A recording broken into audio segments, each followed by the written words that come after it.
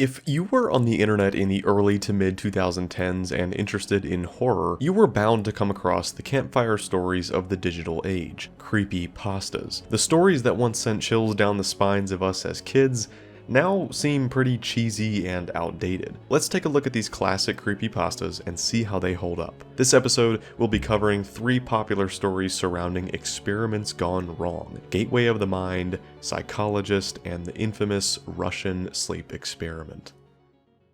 From the depths of forgotten internet history, the monsters which once haunted forums and message boards rise again, once more, for their revenge.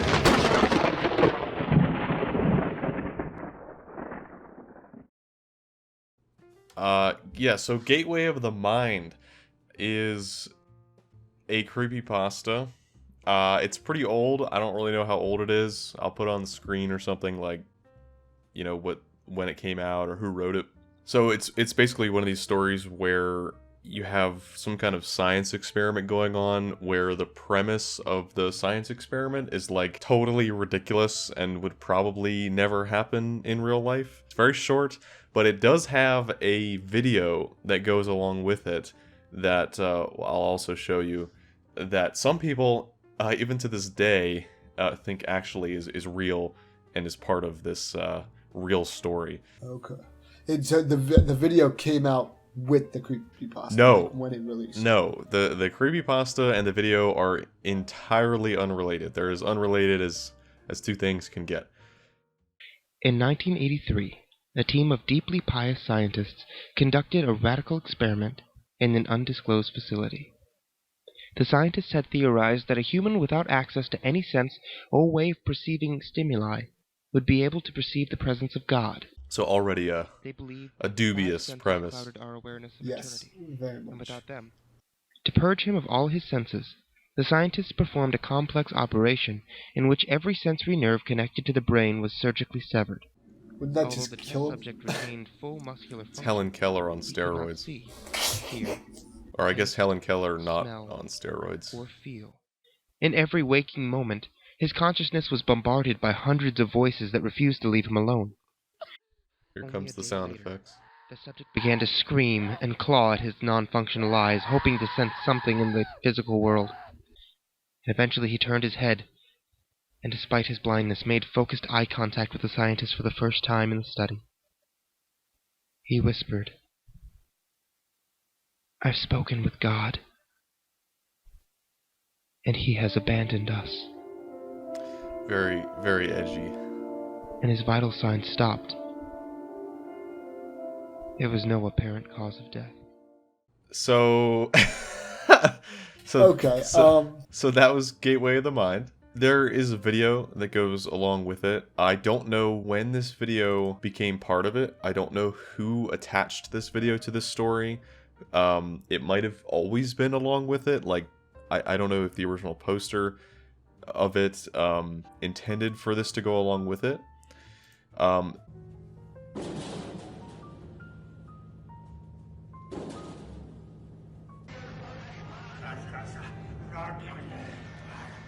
that feels like an AI generated video before AI generated videos were a thing. That is actually an art project by a French artist. I don't know how to pronounce his name. I'll put it on the screen. But it's some kind of like weird art thing. He covers himself with like clay and is like going crazy on himself.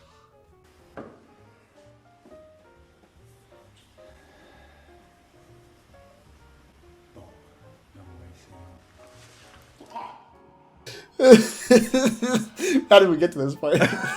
It's like those videos on Instagram where the guy's like, he's like trying the new like McDonald's McFlurry, and then he's like covered in it.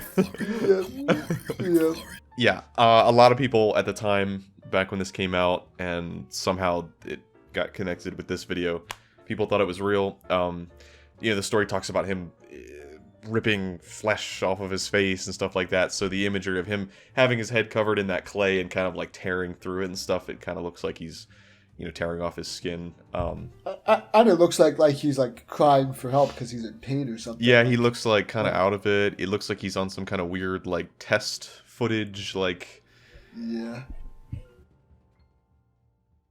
So first thing that comes to mind when I read this is the premise. Very edgy, obviously. Very like, they went right for the head for like what is scary to a normal human is obviously that whole idea of seeing God. Like having all of that stuff be like laid out before you. Yeah. So yeah, it's an odd premise because it's like why would losing all senses make you. So the only thing I could be like is you lose your tie to the physical world if you're no longer living in it. But like, yeah, sure, I guess that makes sense. But you're still there. Yeah, I think part of the story is kind of interesting because I mean, if you were to actually take somebody and remove all their senses, they would probably go crazy, or they would probably just like become like a vegetable or something. I don't know like what that would do to a person. Like how do you cut off seeing, hearing, tasting, smell, and feeling? How do you cut off feeling? So they cut off every nerve ending? Like you're dead. Right. Like how would that actually be accomplished? I don't know. I guess the story, I never thought about it this way, but I guess it kind of plays off of the idea of like, is what he was saying him just going crazy, or was it real? Because he was obviously like going crazy, but he was also revealing info that like he couldn't have naturally. Yes, and it was stuff that they're saying is like people from spouses and parents that he wouldn't have ever met. He wouldn't have known them. He wouldn't have known that stuff. Yeah. You know the 2-sentence horror stories? Yeah.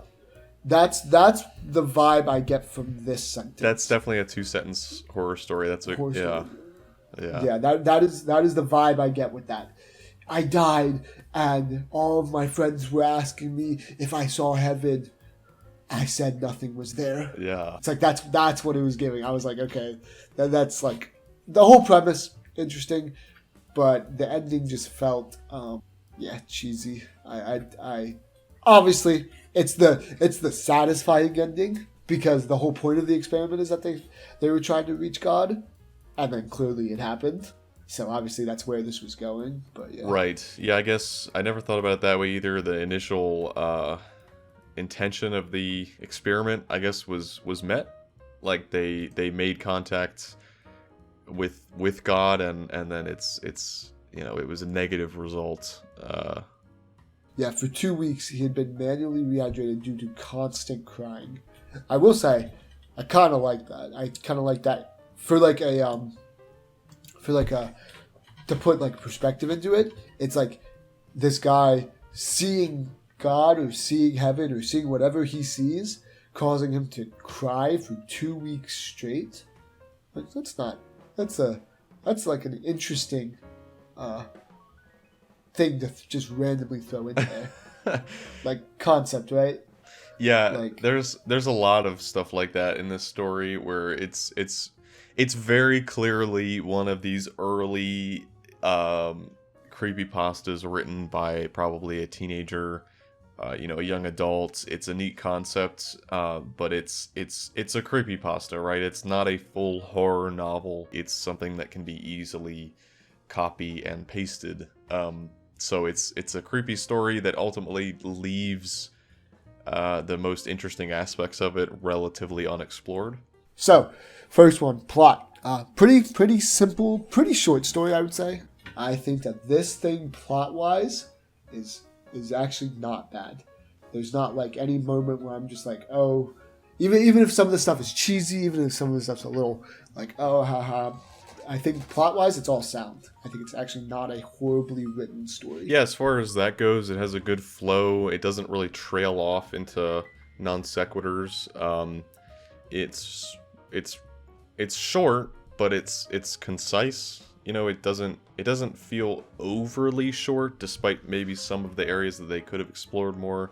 And you're right, it has a premise, it has a climax and a resolution, and it makes sense. I get what was trying to be done. I don't know. I would say 7 out of 10. If we're going on out of just a generic out of 10 scale, 7. It does its job. Yeah, I think it's a decent creepypasta as they go. It's not one that offers like a world to build on. It's not like Slender Man or these other more popular ones where there's like a monster that can kind of be in different scenarios and stuff. It's kind of its own little contained story that begins and ends, and that's all you really need. One thing I think is pretty neat about it is it has a very good media to go along with it. It has a very good video, I guess. Well, one of the funny things I think of is, do you think that guy doing the clay thing ever thought that would be used as the video for a creepypasta? Well, like, do you think that thought ever went through his mind? Probably not. He's probably doesn't know what a creepypasta is, although I would be interested to know if he ever came to realize that became the truth. His project is on his own channel. I'd be interested to look into that and see, like, you have all these comments. Yeah, like it became extremely popular. It still gets views to this day. Lots of comments. I wonder if he ever put the pieces together as to what his little project had become. But yeah, I don't know. This is something that could have happened, right? This is something that, when we say about that believability factor, this sounds like something that could have happened. They could have been doing a one-off research experiment. Yeah, it's just believable enough to where, again, like a younger person could hear it and go, that sounds real. Or maybe it could be possibly a embellishment of a real story. The retellability of it, I think, is very good. Very much reminds me of the Scary Stories to Tell in the Dark books that have those written in stage directions. I could see this story being in one of those Scary Story books. I'll give this one 4 central nervous systems out of 5. Yeah, no, I think it was pretty good. I did like it. Yeah, it's Gateway of the Mind. Nice.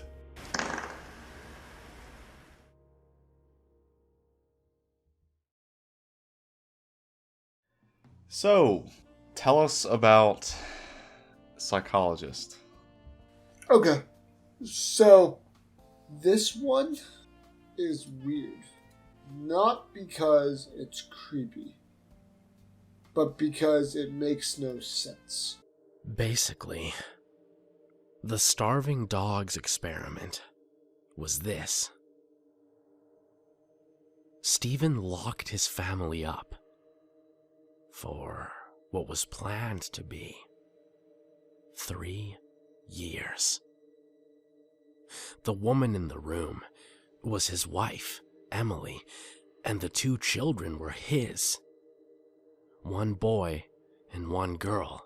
John Doe, the main character, he is friends with Stephen, Stefan, whatever we call him, I forget already. He gets really into psychology as like a profession, which, like a normal teenage kid does, of course. And then he doesn't talk to him for like 6 years. And then when he goes to visit their house, there was literally a 3-person homicide and suicide. And no one called the cops. No one did a health and wellness check. Also, this guy's a loser because his 3 friends went to Greece and they didn't invite him. Rita, Paul, and Alexandria had gone away for a week to Greece, so I had the whole weekend and flat to myself. And this guy does not react to any of the stuff presented to him in the proper way. I remember one day I was queuing at the vending machine for my daily Mars bar. Yummy.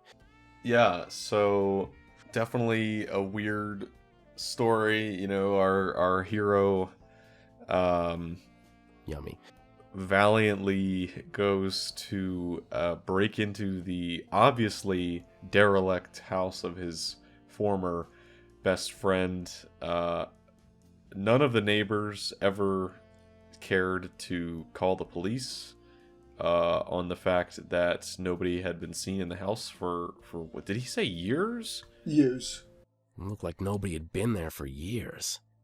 like years. And what shows that a teenager wrote this is that if nobody called the cops for a health and wellness check, somebody would have called somebody about the overgrown lawn. Yeah, yes. The homeowners association probably would have got to this case before any officer of the law. The color had badly faded, and the grass was long and messy. The general lack of police interaction in this story is very odd, because at every single step in the story, after he arrives at his friend's house, is totally devoid of even a mention of the police. Yeah. There really is no plot to this story.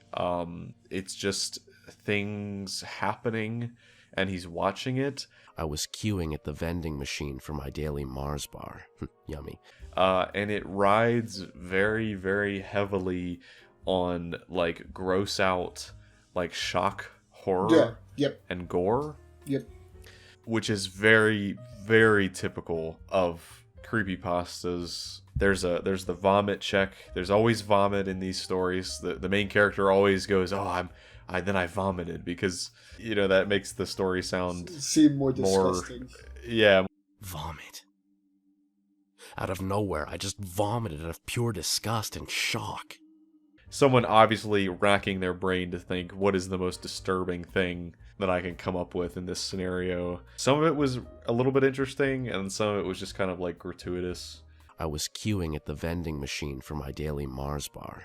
Yummy. So, again, to recap, the friend from high school who was really into psychology, I guess he got so into psychology that he decided to lock up his wife and kids. Yeah. To do a starving dogs experiment, which I guess is to imply that, if you put starving dogs together in a room, they would eventually be fighting each other, right? What would have made this story like 10 times better would be to make the main character like a police officer. Yes. Who received these tapes. Who just like stumbled upon this. Well, I mean, it doesn't even have to be. I think it would be much better if this was like, if it was presented more of like a story about a case. Like, because like the first like third of the story is like completely useless information. I was queuing at the vending machine for my daily Mars bar. Yummy. It's talking about this character and how he was so smart and how he was smarter than all the other students, and then he doesn't even have the sense to call the police. The whole beginning of the story is totally dumb. It's totally useless because, again, there's no plot. There's a story happening, obviously, but there's no plot. The entire thing about them as teenagers and then how they separated, and then there's like that whole thing about like his roommates going to Greece or whatever. Like, what does this have to do with the story? All of that can just be cut out. And then the portion about, but that's the problem, the portion about him finding these tapes, going to his friend's house, finding these tapes, and then watching them doesn't make any sense, because the fact that he breaks in is kind of, the fact that the house is what it is when he finds it is totally unbelievable anyway. But then the fact that he's able to go in there and then he takes tapes away, which again would be, we mentioned when we were listening to it, that'd be like a felony, because that'd be a crime scene, and he's tampering with evidence. Like, after I grabbed all the tapes in the folder, I ran out of there.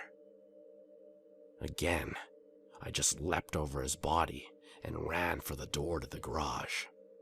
He also kind of committed a felony, because you could consider that area like a crime scene. And then he tampered with it. He tampered evidence. And then didn't call the cops. Yeah, didn't report it. Like, a steel door with a code connected the.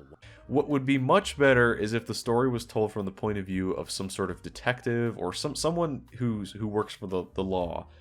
And they're like, hey, yeah, one time, it can still be first person. It would just be, hey, one time here's a story about the time I was doing a case. Here's the worst police case I've ever been on, something like that. Yeah, it was this crazy guy named Steven whatever, and he locked up his kids and wife in a room, and he was all obsessed with psychology, and he was doing these experiments, and I had to sit with this team of people and watch the tapes for evidence and stuff, and this is what I saw. Like, that would be far more interesting. Yep, I 100% agree, because then that also gets away the biggest weird part. If some cop walks up and is like, hey, have we seen the family here?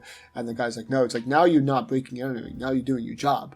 Now you're not stealing stuff. You acquired this as evidence. Now you're forced to watch it as your job. Like, there is no choice. Like, he could have just stopped watching this and the story would have never happened. Like, as part of a job, he might be forced to watch these.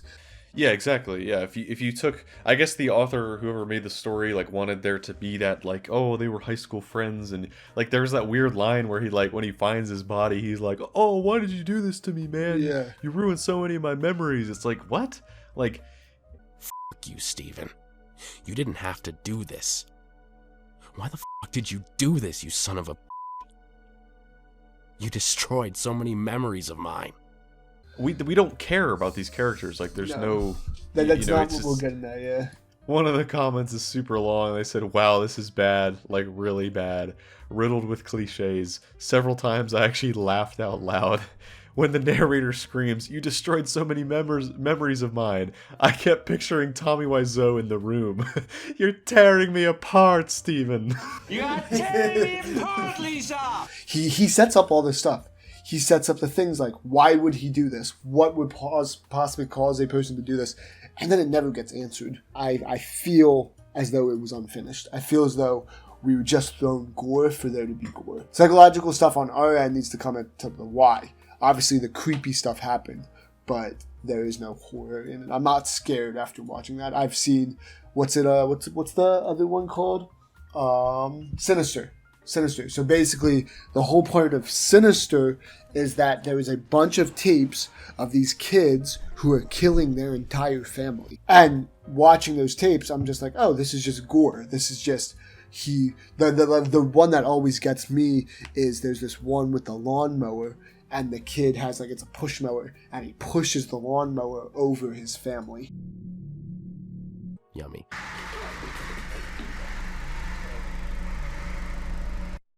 But the whole point of it is at the end of the movie, the guy watching the tapes, his family falls victim to the same thing. So now we have a reason as to why it's happening. A grand flaw of this story is that, like, it attempts at doing that, like, personal element, but then just totally fails at it, because it talks about them when they were teenagers and how he was, like, interested in psychology, and then it jumps directly to him, like, performing, like, this gruesome, like, unthinkable experiment. Like, Yeah. How did he get here? Like, What happened? Yeah. yeah, like, what happened? What would have been much more interesting if intermixed with the tapes that he was watching of the family, you know, getting experimented on, that intermixed, there could be the Steven talking about what he was doing and Yes. talking about his mindset. That would have been perfect. Like a review every single day that there was a thing. He's like, and then it would switch to maybe, and then Steven comes on the tape and goes, "This is what I think about this day. This is what's happening." Something like that. Yeah, it could switch to, like, the first one. He's got his tie all the way up. His shirt's all buttoned up and his tie's up, and he's thinking, okay, yeah, we're on day one. You know, they were hesitant to agree to this, but they said they would help out and try this experiment for a couple days, and then, you know, okay, and then I switched to the next tape. Okay, day 15. Well, you know, they're starting to really want out, and, you know, his tie is all, you know, maybe a little unloosed, and he's got a little 5 o'clock shadow, and Yeah. and then the next tape, okay, oh man, day 30, you know, and he's got bags under his eyes, and his buttons undone, and he's, you know, all stressed out, and then at the end he's like, oh, I shouldn't have done this, like, I went too far, but it's too late to turn back. Like, you know, you could have this, like, progression, but you just don't have that at all. Yeah. in the Steven's story. not It's a character. Yeah, he's not a character at all. He doesn't even, like, speak, like, you know what I mean? You could have replaced Steven with an unknown, like we said with the cop. This is a completely unknown family, and it would have had the same effect because we didn't get that thing. Yeah. Yeah, it would have been better. Like, it would have been Yeah. better if the story was less personal. Like you said, like, it's kind of just gore for the sake of gore. I think there was some interesting things, like, obviously the idea of the premise of, like, the experiment that I guess he was trying to do is interesting, Yes. you know, and there's some really cool stuff you could do, and it started to creep into that zone of, like, okay, like, you're being a little creative here, like, kind of, like, when he was talking about, like, the behavior of the children, Yes. like, how at first, like, the one didn't care, he just kind of seemed unaffected, and then, you know, like, whatever, like, it was a little creative, and then it just kind of devolved into like, yeah, just being as disturbing as possible. I was queuing at the vending machine for my daily Mars bar. Yummy. So we go day 1, day 9, so a week. Day 42, so a little bit over a month. Day 104, so like 4 months. And then day 235, so what we skipped 6 months about. And then day 401. It's like, you could have added so much more stuff. Because it's just like they're jumping from each. They're jumping from, oh, I'm screaming, I'm unaffected, and then jumping to, this is what happened after 400 days. And it's like, what happened in between there? Overall, I would say not nearly as good as something like Gateway of the Mind. It's a lot more convoluted. It attempts to do that kind of unnerving feeling that Gateway of the Mind has, but like does so in a very poor fashion. It was on the precipice of being a really good story, and then they just failed at all the important stuff. This is not a sit around and tell people this story, because one, it's too long. If I told this story, I would change it to how we were talking about it. I would cut off basically everything before them finding the tapes, because it's pointless. There's no need for it. Him getting to the house, completely useless. Anything before that. And then from there, I would tell it. What am I telling someone? Yeah, the story lacks retellability partially because it's I wouldn't even say necessarily because it's too long, but because it's too weighed down with uninteresting and, again, convoluted things that are just unnecessary to the story. If you were retelling the story, you would not even remember to include all the stuff in the beginning.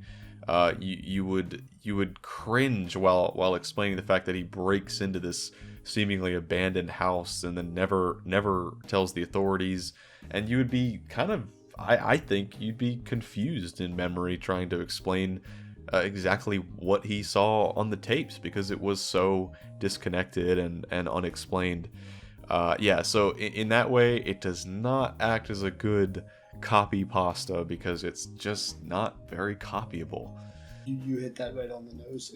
This is a super generic story. Yeah, overall, if I had to rate it, I'd probably I'd give it three pieces of bread out of 10 glasses of water. I remember one day I was queuing at the vending machine for my daily Mars bar. Yummy. So, our third and final creepypasta for today is the world-famous Russian sleep experiment. So, you are familiar with this one, right? Yep, I've actually, I don't know if I've heard the whole thing. Yeah, so this is one of those creepypastas that broke beyond the little world of the internet and has become something that apparently people around the world are familiar with. Kind of like Slenderman or some of those other ones that just get really big for whatever reason, to the point where many people, if you pull people off the street, if you ask them about this, they might tell you they think this is real. Yeah, I don't remember what it was, but that was about what I remember, I would say, in terms of like story-wise. That was far worse than I remember it being. Yes. It's been a while since I listened to that, so I guess I'll give the summary for this one. So there's not much to even say about the summary of the story. It's literally the very beginning of it is an interesting premise. You have these people who are political prisoners, and they are offered freedom if they take part in these experiments. Okay. Then the experiment is something where they take sleep deprivation gas. So the opposite of sleeping gas. Yes, the opposite of sleeping gas. It keeps them awake, and that is where the story ends. That is where the story actually comes to a screeching halt. And the rest of the creepypasta, the rest of, if it's about a 15-minute read, the next 14 minutes is just a series of never-ending comical gore. It just never ends. It just keeps going and going. Every new sentence is just another description of one of the characters, not even characters, just one of the subjects doing something crazy. There is no development other than the fact that it just gets more gory. There's no characters in the story. There is no plot. It simply goes on and on. I was sitting there literally like bored of how bad it was. Yeah. Yep. One of the Russian soldiers died from having their throat ripped out. Another was gravely injured by having his testicles ripped off and an artery. It just keeps going. There's not even a story. 5 of the soldiers lost their lives. I was never a huge fan of this story, and maybe this is why, because I probably listened to it when I was much younger and was just like, okay. I guess the ending is the only part. The very end is where the intrigue kind of brings, peaked a little bit again. Yeah, it brings itself back, because the subject explaining that the kind of crazy, depraved state that the subjects had gotten to is the deepest, most primal aspect of human nature, and that through losing all need for sleep or desire for sleep or whatever, they have kind of unlocked this animalistic, violent nature that apparently sleep keeps normal people from becoming? We are what you hide from in your beds every night. We are what you sedate into silence and paralysis when you go to the nocturnal haven where we cannot tread. There's a bunch of this, so there's 5 test subjects in total. And we go on for 3 paragraphs, I think it is, talking about how one of them is dead. The first one that's dead in the room. We'll just keep describing how insane the situation this body is in. It's stuffed into the hole that was pouring out like the air or whatever. All of them, including the dead body, have its organs like everywhere and out of their body. Again, for really an unexplained reason. All the blood vessels and organs remained intact. They had just been taken out and laid on the floor, fanning out around the eviscerated but still living bodies of the subjects. Yeah, like you were talking about when the thing was going on. It's the chunks of meat. Just there's always chunks of meat, flesh being ripped off. They were chunks of meat. It's always chunks. Everything's always chunks in these stories. I think all 3 of these have now included the idea of chunks of flesh being removed. Seemingly mad, he started to bite off chunks from his arm. Both children lay there, with chunks taken out of them all over. They were chunks of meat from the dead test subject's thighs and chest, stuffed into the drain in the center of the chamber. This is far worse than I remember. It's yeah, I mean, there's almost nothing to say about it. Yeah, it just takes a pause. For literally the middle section is just a pause to talk about different deaths. It is a pause to talk about different gruesome things that could be happening. And I'll kind of mention what we were talking about. So far for the day, I think Gateway of the Mind is the best one because the horror is psychological. It's actually psychological. It's not gruesome. I think this one does the best of mixing the two, where it's trying to do psychological, but it just does not do it well. It's just that gore component over the psychological horror, where I remembered this being as like growing up was that this was psychological, that this was people freaking out, and that was what was scary about the story. But it's not scary. There's one paragraph about the mind in here. What is happening here in terms of story? Nothing. We're just still going, talking about the surgery. I think I don't know. This one does not scare me. The pictures, the one picture, not knowing what that comes from, that's creepy. If that just showed up, yeah, that's creepy. But the story itself, no. I think the concept, yes, but the story, no. Yeah, I think as a creepypasta, the proof is in the pudding. It obviously became very popular, and it became very retellable. And I think it's very easy to retell because the story is really nothing more than a premise. And it's a premise that is placed in history, and it's a premise that is mildly interesting, right?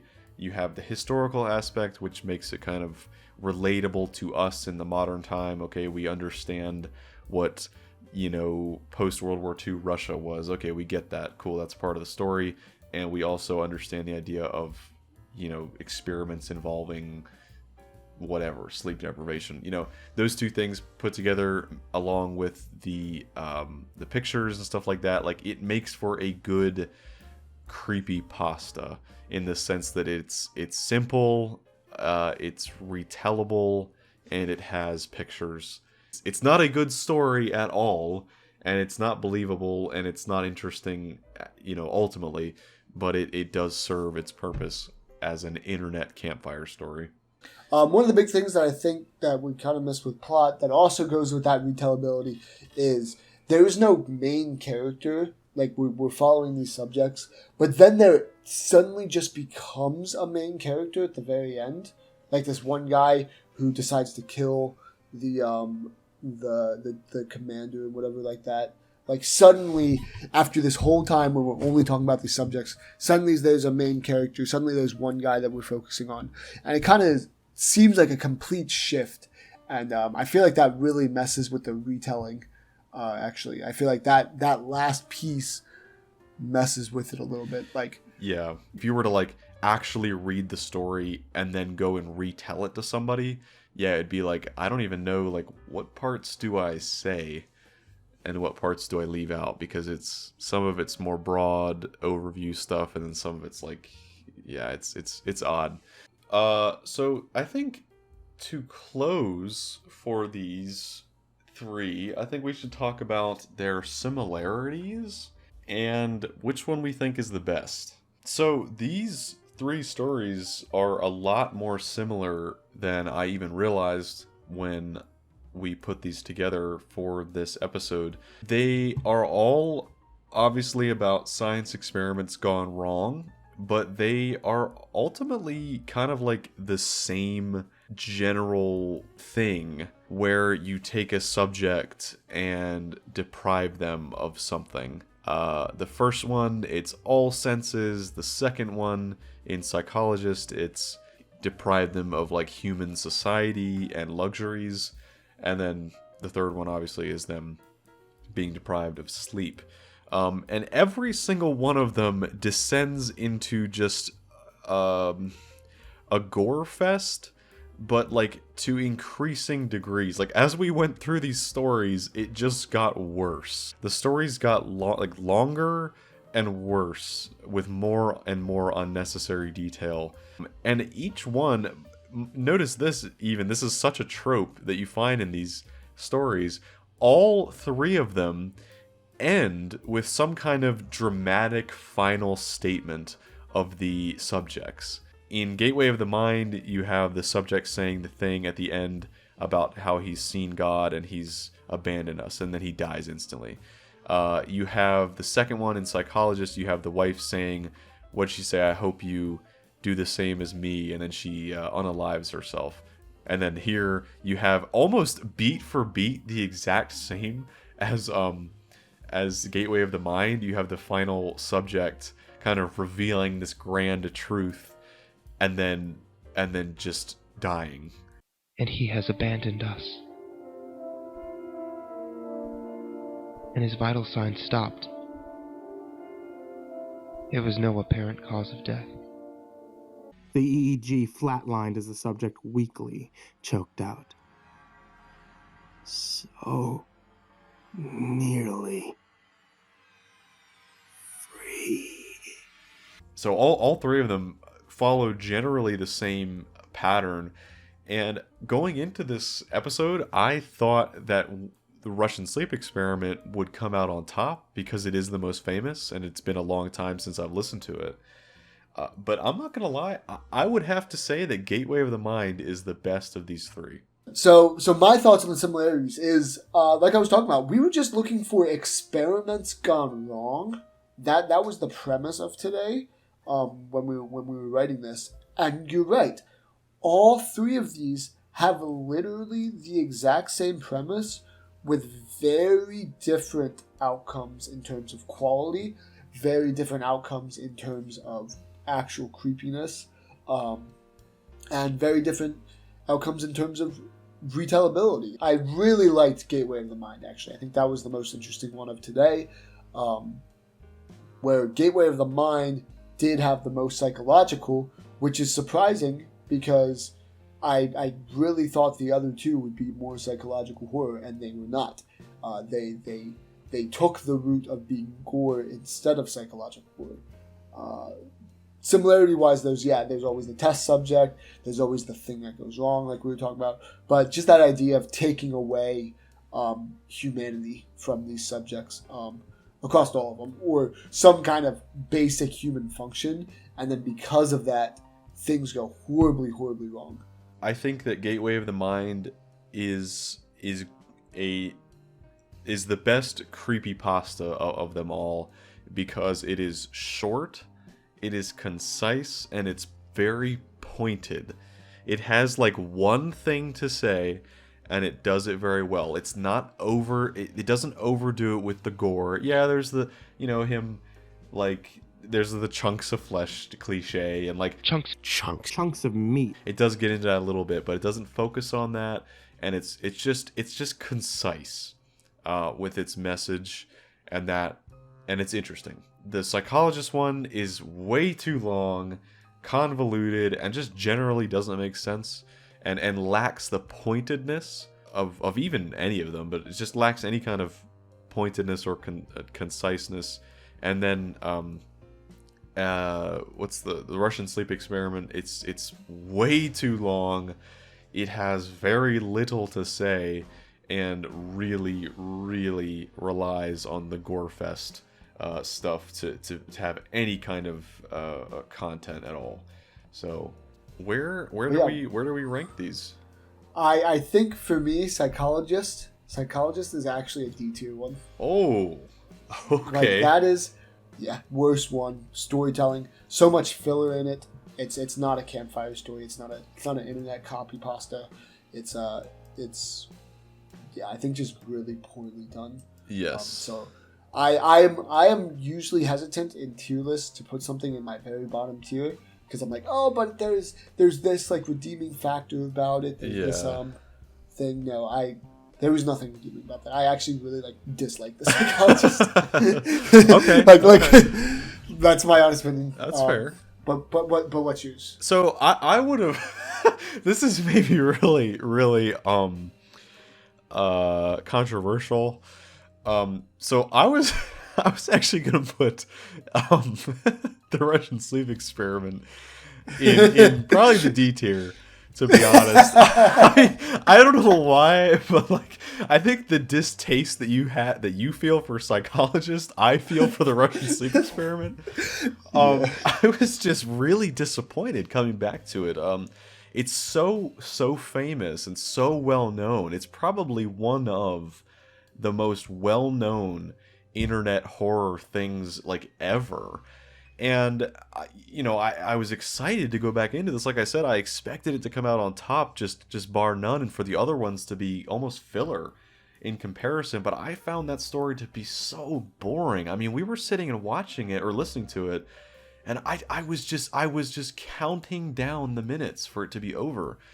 I really didn't like it. I think it's uninteresting, boring, and just a gory slog fest. And to be clear, we listened to this after listening to The Psychologist, which was 40 minutes to listen to. Yeah, and we had to put that at 1.5x speed, and I got interrupted with a call. Yes. So the Russian sleep experiment felt longer than the 40-minute story. Yes. That for me was the problem. But I think you're probably right. Psychologist is I think a worse story It's like, I keep using the word convoluted. It really is very convoluted, and I think for that reason it's very valid to put that in a D tier, because it's just bad. I would personally I would agree with your putting that in the D tier. I would probably, to even it out, maybe give it a little bit more fairness, I'd put Russian Sleep Experiment in the C tier. I agree with that. Okay. I agree with Russian Experiment. That is actually exactly where I was going to put that. Okay. So I agree with that. Cool. And we've already said a lot of good things about Gateway of the Mind. So far, look, this might be subject to change because this is our first episode. I'm going to put it in the A tier. Yes, that is where I was going to put it. Okay. So I'm glad we agree on that. It's not S tier. It is not. No, it is not. No, it's got problems. I will reserve S tier for what I consider to be like actual like close to perfection, or as close to like this is amazing. Peak. Like I would go back and peak. Gateway was really good. Gateway, like we said, short. I think the video was 3 minutes long, 4 minutes long, maybe. The ironic that the picture or video intended to go with this wasn't even made for it. It happened to come alongside of it, but it fits so well. Yeah. It looks so perfect. I really like that. I think the only thing for me is that little bit of cheesiness at the end with the I've met with God and he has abandoned us. It is a very cliche. That very cliche, but I don't think cliche is always a negative. So yeah, I think I would put it. Yeah, I think if you work for the cliche, it can be acceptable, and I think there was enough that substantiated it to make it like, okay, I'll give it a pass on that. And I just like I like the video that goes along with it. I like that he farts. That he farts in this video. Yeah, I think we're in agreement there. I think this was a surprising first episode. Please let us know if you like this. We do have a couple of planned out ones, but if there are any specific creepypastas or themes, so as you guys saw today was an experiment. We were talking about experiments gone wrong. If you have some themes of ones you would like us to talk about, where we clump together a couple like this, let us know. Please put that into the comments. And yeah. Hopefully this video wasn't an experiment gone wrong. I knew you were going to say it. As soon as you started it, I knew where you would go with that.